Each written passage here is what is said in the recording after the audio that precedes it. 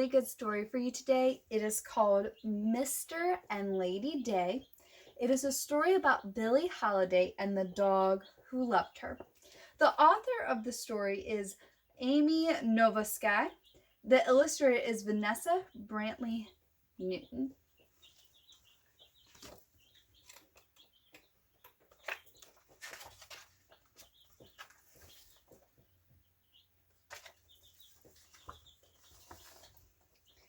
Billie Holiday loved to sing.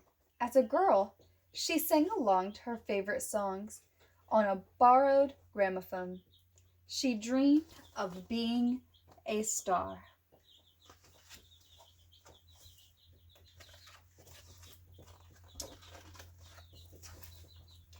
And a star she became, the great Lady Day. But sometimes stars don't feel like shining. They need someone to listen. That's what friends are for.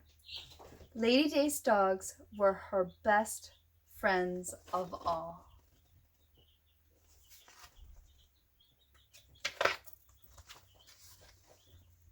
There were lots of dogs in Lady Day's life.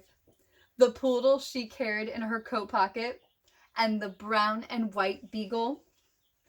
The chihuahuas, Chiquita and Pepe, she fed with a baby bottle.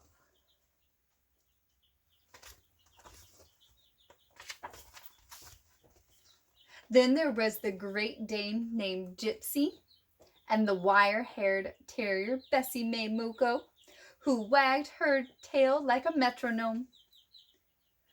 Raja Ravoy, the sad mutt she gave the grandest name, would wander off, but he always found his way home.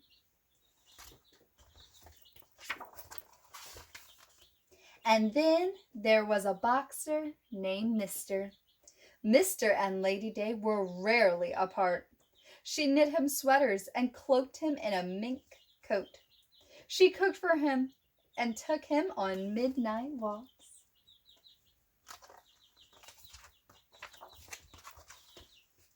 She sang to him. Mr. was Lady's favorite. Someday she'd have a house in the country filled with dogs. Life would be good. Mr. would be there. He always was. When Lady performed at glamorous Harlem clubs, Mr. sat beside her before the show. Porters brought him plates of thick steak and bowls of water. Later, he stayed with Lady in her dressing room while she pinned flowers in her hair. He kept fans at a polite distance.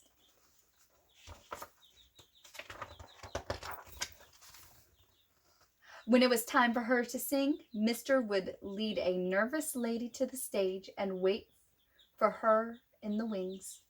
Lady was famous for singing the blues, but the sadness of her songs didn't matter to Mr. As long as he could hear her, he was happy.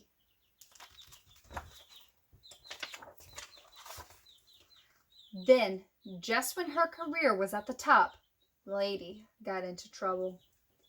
She had to leave home for a year and a day, and Mr. couldn't come. Lady knew what it was like to be left, and it made her heartsick. She promised Mr. she'd be home soon. But when she looked into his sad eyes, she wasn't sure she'd ever see him again.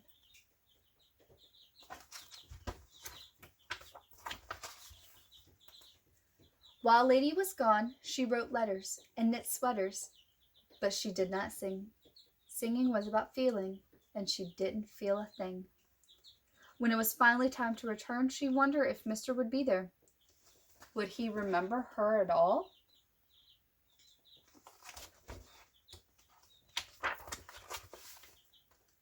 Then there he was, running down the platform. Mr. leaped on Lady, knocking her down. Someone screamed and everyone scattered.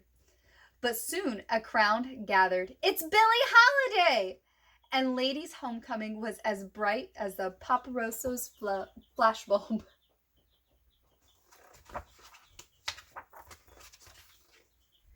Lady couldn't go home just yet.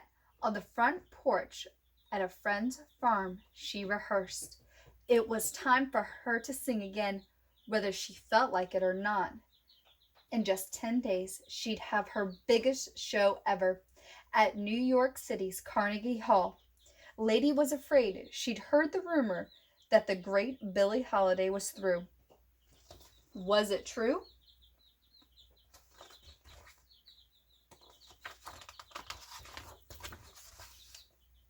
On the night of the big show, the concert hall glowed.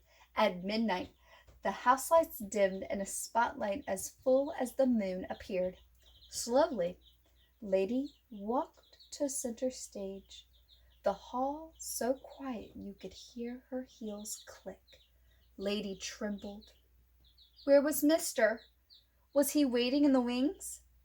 As the band's notes began, Lady lifted her chin, and when the great Billie Holiday sang,